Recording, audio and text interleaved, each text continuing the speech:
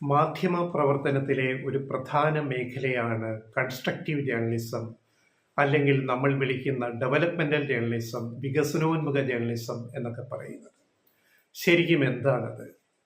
ഒരു വലിയ പദ്ധതി, ഒരു രാജ്യത്തിൻ്റെ മുഖച്ഛായ മാറ്റുന്ന വൻപൻ പദ്ധതികൾ, അതുപോലെയുള്ള സേവന മേഖലകളിലെ പ്രോജക്റ്റുകൾ, ഒരു സമൂഹത്തിന് ഗുണപ്പെടുന്ന വികസനം ഉറപ്പാക്കുന്ന പദ്ധതികളെ പറ്റിയുള്ള വിലയിരുത്തൽ, റിപ്പോർട്ടുകൾ, അത് മാധ്യമങ്ങൾ ചെയ്യുന്ന രീതി, ഇതൊക്കെ ചേർത്തിട്ടാണ് നമ്മൾ constructive ജേർണലിസത്തെ വിലയിരുത്താറുള്ളത്.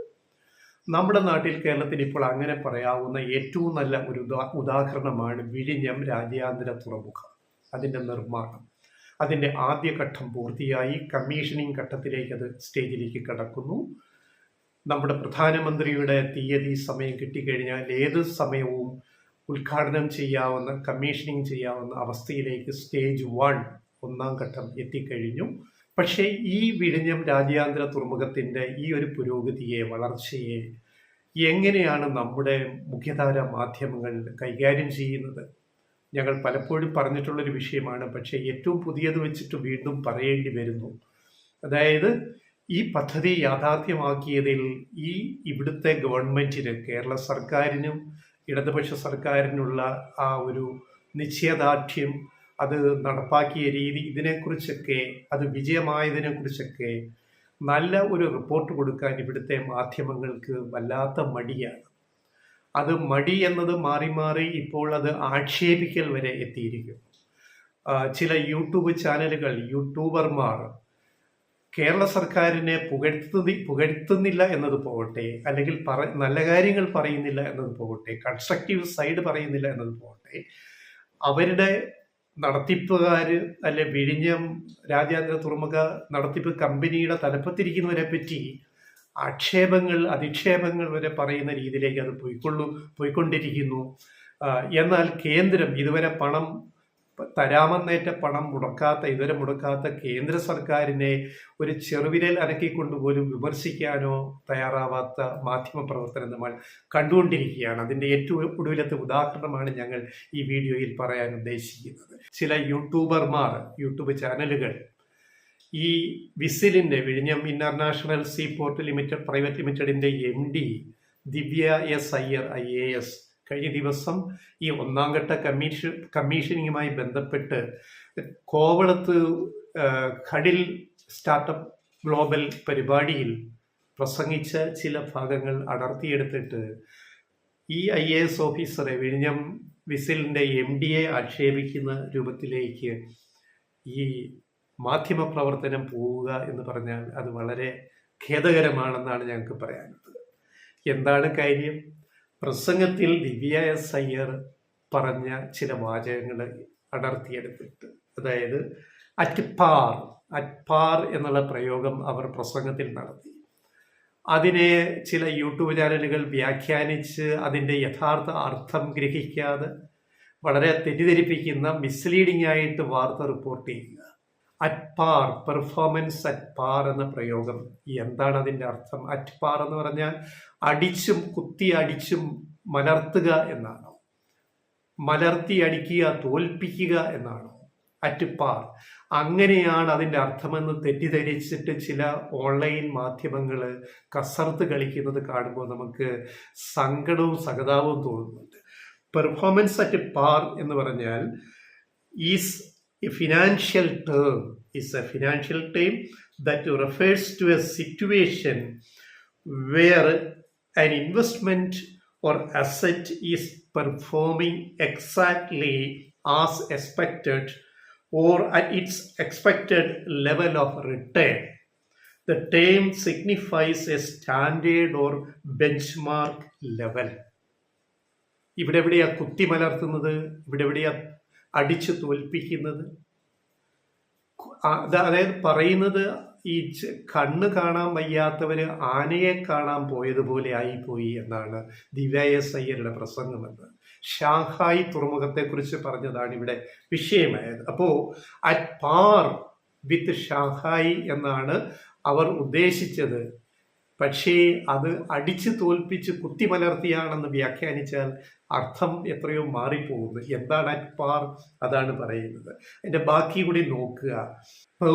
Performance at par could mean that the investment is yielding a return that is consistent with the market or its peers without exceeding or falling short of expectations.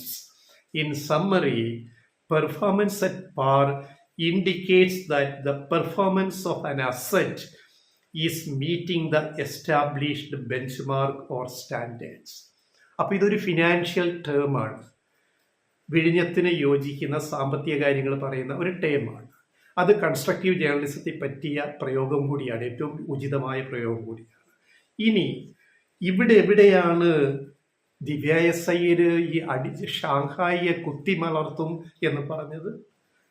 എന്താണ് ഇനി ദിവ്യ എസ് അയ്യർ അവിടെ പറഞ്ഞത്? ഹഡിൽ സബ്മിറ്റ് പറഞ്ഞ കോവളത്ത്, അതുകൂടി നമ്മൾ ഈ അർത്ഥം ഇപ്പം നമ്മൾ പറഞ്ഞ അറ്റ്പാറിൻ്റെ, ഇനി അതിൻ്റെ ദിവ്യ എസ് അയ്യർ പറഞ്ഞ പ്രസംഗത്തിൻ്റെ വേർഷൻ എന്താണ്, കറക്റ്റ് അവരെന്താണ്? The government is focused on development aspects of Vizhinjam, including development of road, rail connectivity, the Kollam-Punalur growth triangle, looking at green energy, sustainable packaging solutions, and tapping the bio and food processing industries.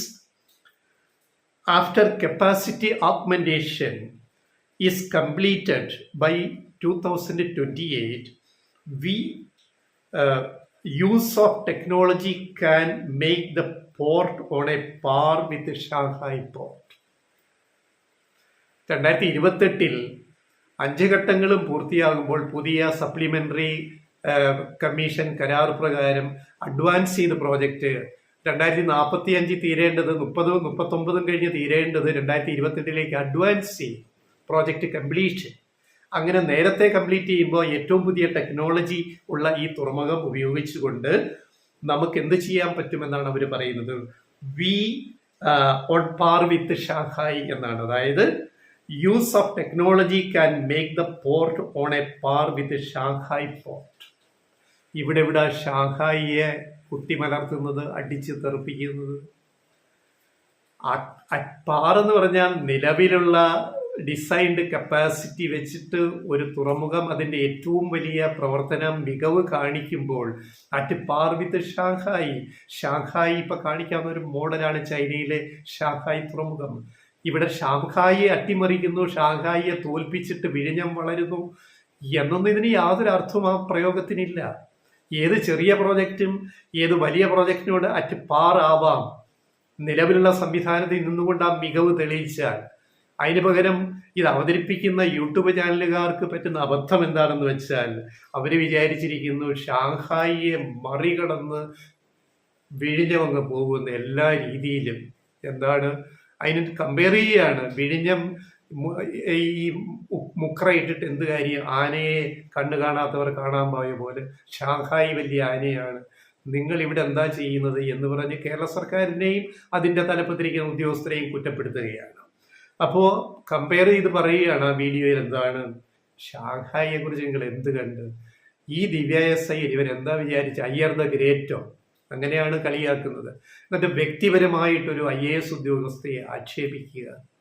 ആ വീഡിയോയിലെ പ്രയോഗങ്ങൾ നോക്കിയാൽ മതി. വിമർശനമാകാം മാധ്യമപ്രവർത്തനത്തിൽ, ആക്ഷേപം പാടില്ല, അധിക്ഷേപം പാടില്ല. അതാണ് മാധ്യമപ്രവർത്തനത്തിൻ്റെ ധർമ്മം എന്ന് പറയുന്നത്. 182 വർഷം മുമ്പ് തുടങ്ങിയ ഷാങ്ഹായ്, അവിടെ 191 ബർത്തുകളുണ്ട്, അവിടെ 43 കണ്ടെയ്നർ ടെർമിനലുണ്ട്. ഇവിടെ 2 ബർത്ത് ഒരു ടെർമിനലുമല്ലേ ഉള്ളൂ.